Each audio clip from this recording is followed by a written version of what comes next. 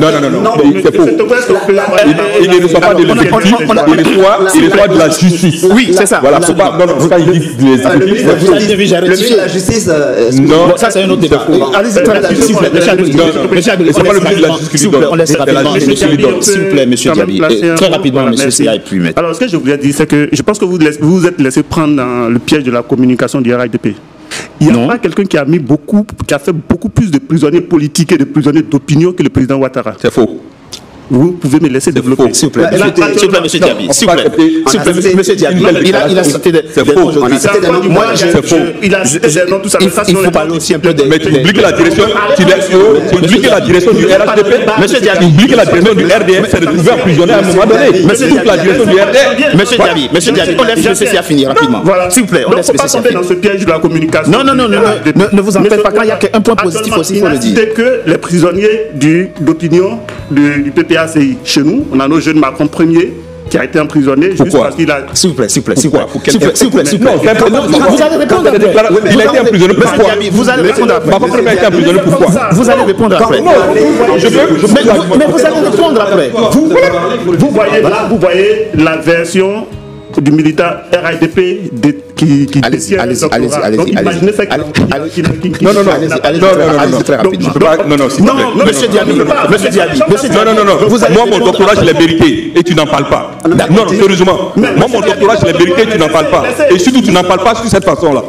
Non, mais c'est maladroit ça. Oui. Je suis diplômé de l'ESP. On s'en fout de ça. Voilà, ton diplôme n'engage que toi. Moi, mon diplôme, je l'ai mérité. Je l'ai rédigé et mon doctorat, ça fait 500 pages. Monsieur Diaby, c'est bon. Oui, s'il vous plaît. Si tu es brillant, tu vas faire un doctorat. S'il vous plaît. Non, si tu es brillant, tu vas faire un doctorat. On avance, s'il vous plaît. Non, ingénieur, dis quoi? Bon, alors on va arrêter cette émission. Alors, parce que ce n'est plus tenable, on va arrêter cette émission. Mais s'il vous plaît. Non, je n'arrête pas ces injures-là. Arrêtez, s'il vous plaît. Parce que tu n'as rien dit d'intéressant. C'est connu. S'il vous plaît. Il n'y a rien d'intéressant que tu vas dire. S'il vous plaît. Tu n'as pas menti, fait des ragots, il n'y a rien d'important que tu vas dire en fait.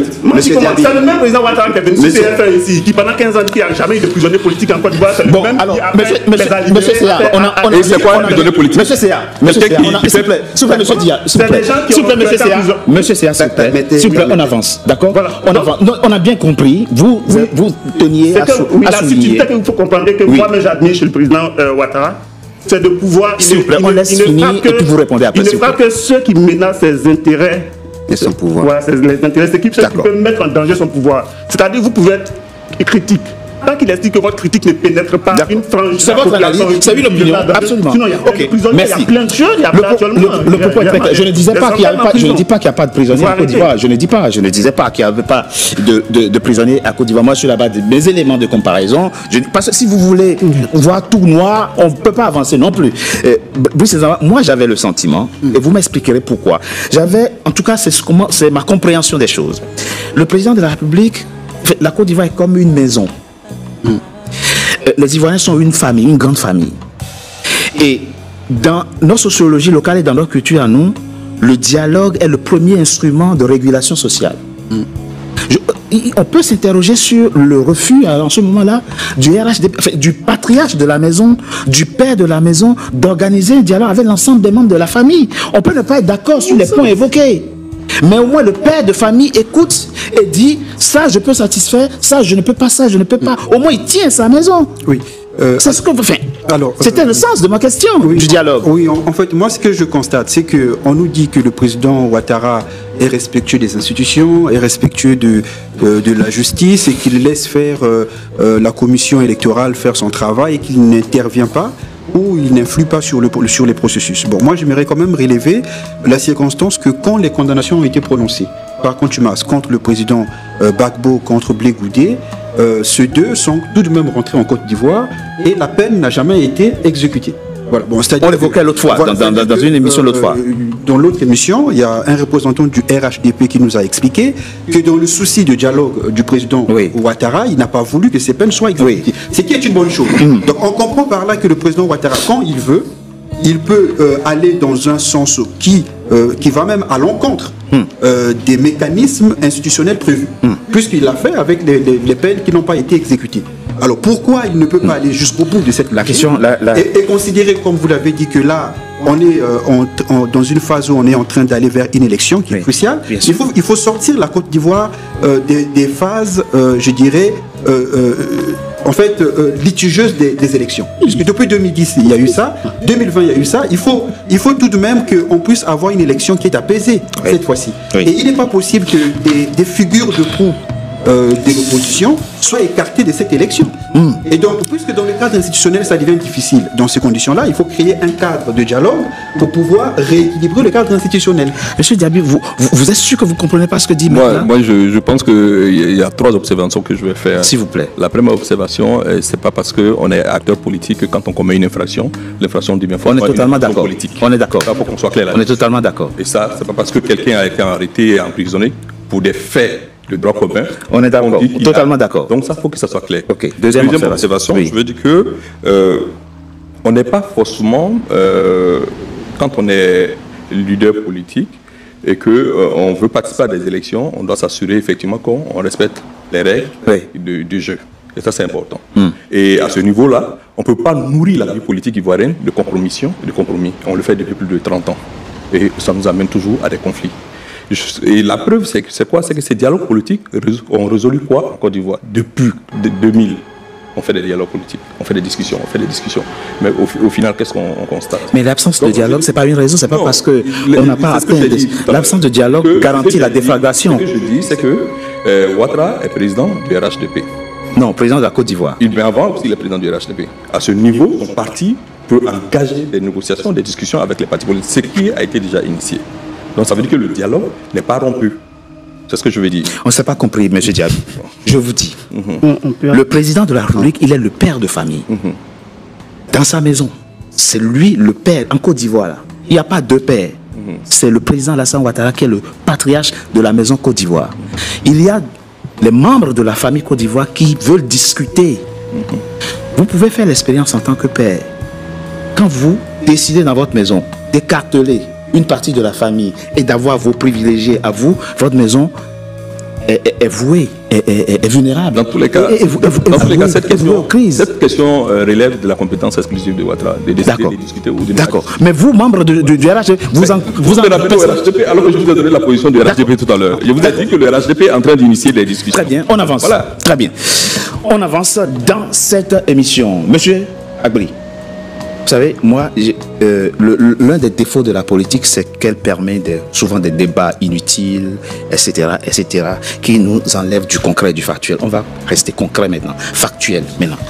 Le 17 mars dernier, M. Koulibaly Kubillet et ses équipes ont distribué aux partis politiques ivoiriens la liste électorale provisoire. Sur cette liste sont inscrits 8,7 électeurs, potentiellement. Si cette liste devient définitive, nous aurons le 25 octobre prochain 8,7 millions d'électeurs qui iront aux urnes. Il n'y aura plus de distribution de cartes d'électeurs. C'est fini. C'est ici que ça se joue. Ma question maintenant, pour rester concret, pour rester factuel pour le reste de cette émission, c'est dans ces 8,7 millions d'inscrits, quel est le stock de voix potentielles que vous, PPACI, vous avez sur cette liste qui pourrait vous garantir la victoire au soir du 25 octobre 2025. Avez-vous demandé à vos militants et sympathisants d'aller se faire enrôler et de prendre des cartes d'électeurs? Est-ce que c'est fait? Si oui, dans ces 8,7 millions-là, vous avez quel stock de voix potentiel? Je dis potentiel aujourd'hui. Merci pour votre question. Je voudrais quand même rappeler très rapidement que vous avez remarqué que lorsque M. Diaby parlait, nous l'avons écouté personnellement. Bien sûr. Dans ce cas de civilité, on va faire pareil pour le reste de cette émission. Déjà, nous disons que nous voulons aller aux élections. Je ne vais pas rappeler la figure du président Laurent Gbagbo dans l'esprit démocratique en Côte d'Ivoire. Mais on ne va pas aux élections à n'importe quel temps. Nous disons qu'on a près de 75% de la liste électorale qui est sujette à litige. Ok, d'accord. Donc, quand vous dites 75%, ça veut combien de millions à peu près? À peu près 6 millions. 6 millions sont de faux électeurs? Non, objet de litige. Bon, donc, ok. Je vais dire quoi? Je vais dire quoi? Je vais dire qu'à partir du moment où, puisque pour aller à ces élections, il faut que tous les acteurs ait confiance dans un cadre minimum. Expliquez, objet de litige, là, ça veut dire quoi concrètement? Ça veut dire qu'il y a plusieurs situations. Oui. Il y a par exemple une mère qui a plus de 100 enfants, elle seule. Oui.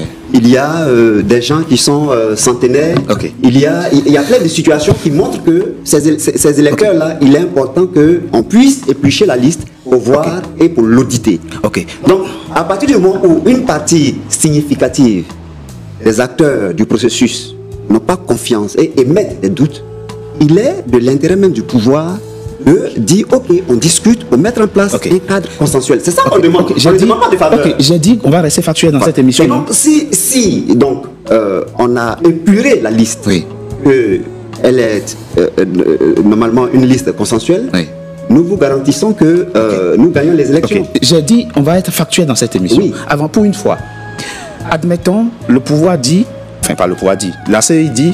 Oui, mais on va pas discuter non plus sur des situations hypothétiques. Ah non, c'est pas hypothétique parce que on a quatre. Non, c'est des hypothèses, on est obligé. Ok, allez-y. Voilà. Moi, je voudrais faire non, s'il vous plaît, on n'a pas fini. Ils n'ont pas fini. Parce qu'il faut qu'on comprenne que les Ivoiriens voient eux-mêmes où vous voulez les amener. Ah oui. Admettons, on ne fait rien de ces 6 millions dont vous parlez et on va aux élections. Non, attendez. La CEI dit qu'il n'y aura pas de révision de la liste électorale. Vous avez deux options. Boycotter ou participer, vous ferez quoi? Déjà, on a décidé de participer à toutes les élections. Ce qui suppose que vous allez vous soumettre au verdict des urnes. Le président Laurent Gbagbo est un fils des élections. On a décidé de participer à toutes les élections. Cependant, comme vous voulez qu'on soit factuel, il y a eu la convention d'avril dernier au cours de laquelle le président a donné justement les démarches futures. Il a invité encore une fois le pouvoir à la discussion. Mais et cela jusque dans la première quinzaine du mois de juin.